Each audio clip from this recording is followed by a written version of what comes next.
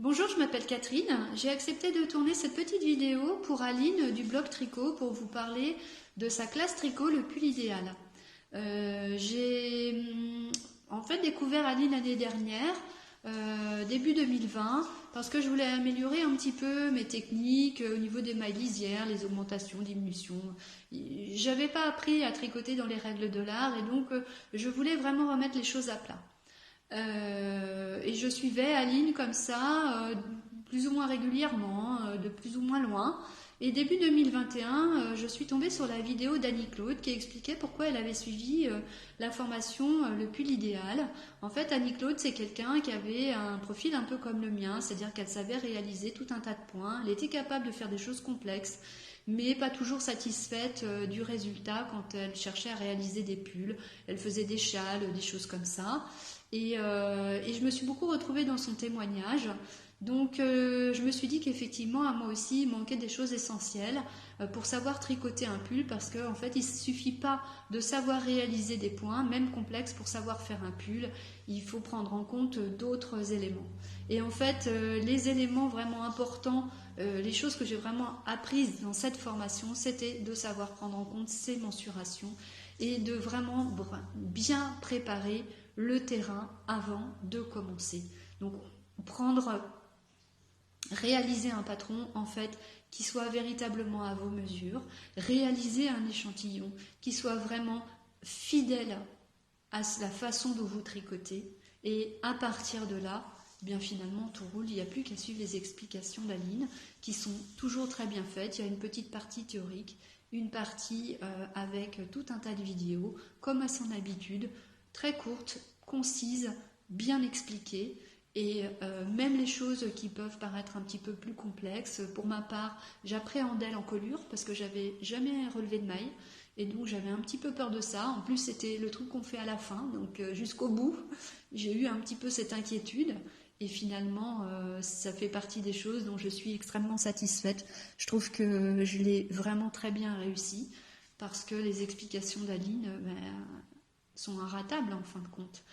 Euh, Au cours de cette formation, j'ai également beaucoup apprécié la présence, je dirais, soutenue d'Aline, c'est-à-dire que dès qu'on la sollicite, dès qu'on a une question, Aline est extrêmement réactive. En 24 heures, vous avez une réponse.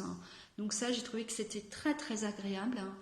Je me suis jamais sentie abandonnée, j'ai jamais eu l'impression d'être toute seule en fait. Voilà, ce pull au départ, je l'aimais pas trop. Pourquoi? Non pas parce qu'il ne me va pas, mais parce que j'ai utilisé un fil irrégulier.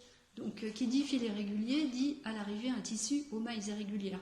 Ça paraît évident, mais quand on est une tricoteuse pas forcément très affûtée comme moi, eh bien c'est une dimension que je n'avais pas prise en compte. Donc au début, je ne l'aimais pas beaucoup. Donc quand je l'ai terminé au mois de juin, je l'ai lavé, je l'ai bloqué, bien sûr, je l'ai essayé, et je l'ai rangé. Mais là, quand je l'ai ressorti, finalement, je me suis dit, mais il est vraiment bien. Il est vraiment très bien. Certes, les mailles sont régulières parce que le fil est ainsi fait. Donc ce pull-là, je le referai exactement comme il est là, avec un fil rond. Mais finalement, je suis déjà très très satisfaite, bluffée finalement par ce que j'ai réussi à faire en suivant cette formation. Quoi dire d'autre? Cette formation m'a aussi fait prendre conscience de ma morphologie, à savoir que c'est pas parce que je suis entre une taille XS et une taille S que tout me va, c'est pas parce que je rentre dedans que ça me va, et ça c'est important. Moi je vais me reculer un peu. J'ai une morphologie en X, des épaules assez larges, une taille fine, des hanches. Donc si je prends un pull qui est trop droit, s'il est long et que je le fais descendre tout droit, je me retrouve dans un sac à patates. Donc j'ai vraiment pris conscience de ça chez moi, qui fait 1,57 m, avec des épaules assez carrées. Si le pull est long, il doit être creusé à la taille. Si le pull est droit, il doit impérativement être plus court. J'ai aussi profité de cette formation pour remesurer un certain nombre de pulls dans ma garde-robe. Et là, je me suis rendu compte que certains étaient creusés, d'autres effectivement étaient tout droits, et d'autres étaient même aussi en trapèze. Chose que j'avais pas vraiment mesuré en fait comme ça à l'œil. C'est subtil, mais finalement ça permet d'épouser un peu les formes du corps. Voilà, j'espère que cette vidéo aura permis à quelques-unes d'être convaincues de l'utilité de suivre une telle formation. Il y a tout un tas de choses en fait qu'on ne peut pas forcément apprendre toute seule, ou alors qu'on va mettre des années à apprendre si on le fait toute seule.